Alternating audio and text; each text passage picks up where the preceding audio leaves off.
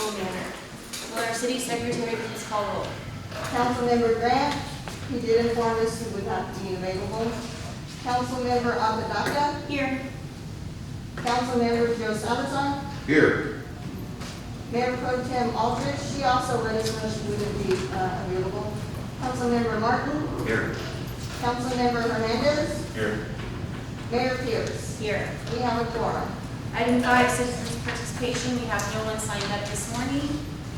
We will move into item 6A, presentation by our city attorney on city charter, council roles and responsibilities, Open Meetings Act, Public Information Act, competitive bidding rules, conflicts of interest, and city-related boards and commissions, and discussion. Mr. Mark Schnall, the floor is yours. Well, good morning, everybody. I've met most of you. I've not met Mr. Hernandez or Mr. Martin. I welcome you to the City Council. I am the city attorney. I've worked for the city first as legal advisor, starting in 1989 as the assistant to the then primary city advisor, and then when the charter was amended in 2005, I had already been the city attorney, or a full-time outside legal advisor, and then converted to city attorney in 2005. And so I do bring not quite as much as Ms. Cox, but a lot of experience with the city of Kirby. Ms. Vernon had told me that y'all have a copy of the charter. Y'all have a copy of a list of parliamentary motions, which she handed out. And you have the TML handbook for municipalities. Those are great resources. In fact, my whole talk begins with, as a home rule city, Kirby is governed by its home rule charter.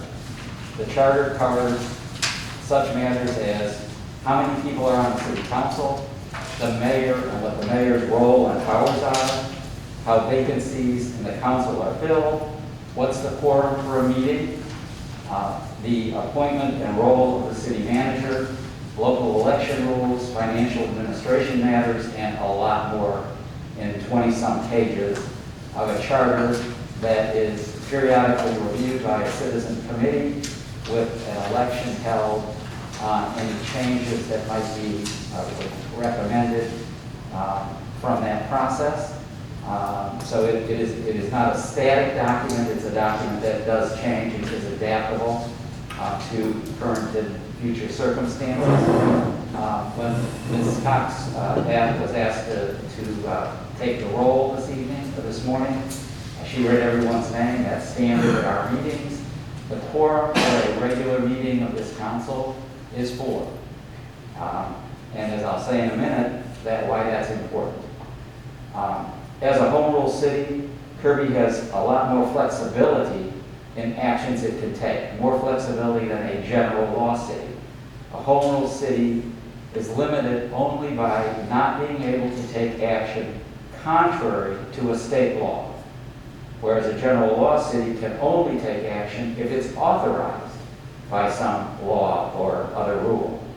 So when the city of Kirby acts, if state law is silent on the subject, the city of Kirby can, as a home rule city, decide what's right for this community. The city manager, Ms. Vernon, is the chief administrative officer, essentially the chief operating officer for the city. She's hired, the city manager is hired by the city council and is the only employee appointed by the council.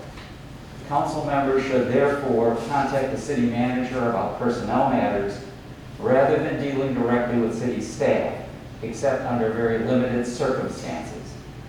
The city manager's powers are listed in section 3.01 of the charter. They include proper administration of the city, appointing, supervising, and removing department heads, keeping council informed as to the financial condition and future needs of the city, among other things. Article 2 of the charter covers the city council itself. Article 4 covers elections. Section 201 of the charter states that the council shall be composed of the mayor and 6 council members with staggered 2-year terms. Section 210 of the charter provides for that quorum I mentioned earlier. A quorum of a meeting of the council is 4 members. But, and this is something that does come up from time to time, except for matters relating to filling vacancies or election-type things done by the council, all action by the council must be adopted by the affirmative vote of 4 or more members of the council. Certain actions, such as overruling a recommendation of your zoning commission to deny a zoning change or deny a special use permit, must be adopted by a vote of at least 6 members of city council. So you have some different rules in certain circumstances. And there have been times when people thought that they had passed something on a vote of 3 to 2. It did not pass because it needs 4 affirmative votes from this governing body. And when the quorum is 4, and today the Mayor Pro Tem and Mr. Grant are missing, are not able to be here, you have a quorum of 5. So a 3-2 vote could have been possible if there had been an action item this morning. And that would not have passed because of the charter provision requiring 4 affirmative votes. I want to skip to a minute, since we're talking about votes, to some comments I have that I think will simplify even that one-page list. And that one-page list that Ms. Vernon provided is basically a condensing the size of about 20 pages in Robert's Rules, which go through various motions. I didn't bring my Robert's Rules book. It's about 1.5 inches thick.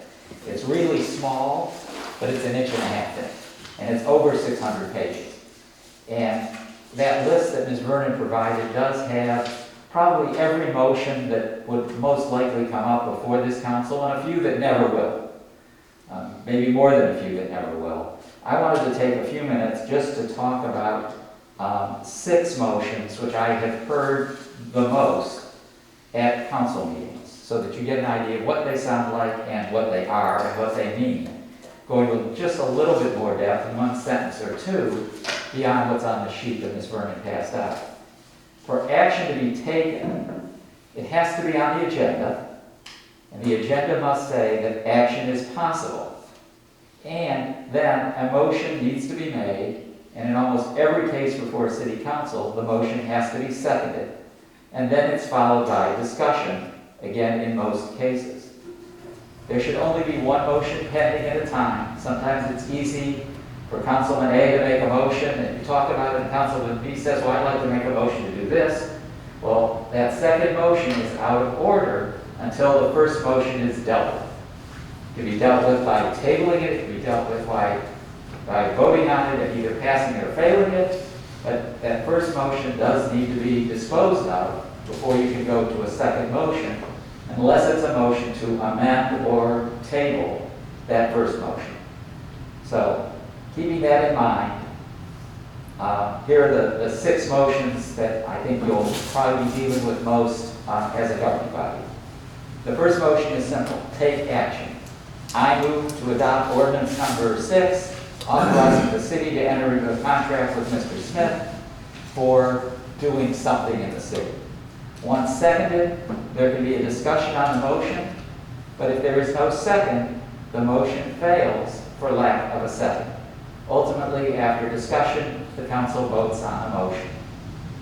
Second kind of motion you'll hear is a motion to amend. I move that the motion to enter into a contract with Mr. Smith or whatever be amended to authorize Mayor Pierce to sign the contract. Amendments must be germane to the main motion, so an amendment not dealing with Mr. Smith's contract would probably have been out of order. But because the first motion was about Mr. Smith's contract, the second motion says, well, who's authorized to sign it? It is germane. It has the same subject matter in general. Again, if seconded, the motion to amend is debated, discussed, voted upon before returning to the original motion. That's not the end of that motion, however, because now that the motion has been amended, in my example, the motion now says enter into the contract and authorize the mayor to sign it. The council then needs to take action on that motion as amended for it to become final. So that's 2 roll call votes, not just 1, to get that contract with Mr. Smith approved by the governing body. The third motion that I think you'll hear, and it's really a motion to close debate. but it's worded in two ways most of the time. Someone who's read the Robert's Rules is likely to say, I move the previous question. Someone who's not quite as interested in Robert's Rules will say something like, I call the question. Those are interpreted to mean closed debate. If seconded, this motion, a motion to call the question or return and vote on the previous question, is not subject to discussion, is not subject to amendment. It must be immediately voted upon. A motion to move or call the previous question must be adopted by a vote of 2/3 of the members present. So if all 7 of you are here for a meeting where there's a motion to call the question, it needs 5 votes to close debate and immediately go to voting on the motion itself. If the motion to close debate is adopted by 2/3 vote, the debate is over and council will need to vote on whether to adopt the motion that was before you. If the motion to close debate is not adopted, you can keep talking about the motion until it's ready to be voted on, or a second motion to close debate is made and actually adopted by that 2/3 vote. The fourth motion that you'll hear a lot of is a motion to table. I motion to lay the question on the table is the way Roberts would like it stated, but it's often worded, I move to table the motion. If seconded, like the motion to close debate, no discussion, no amendments, vote on immediately.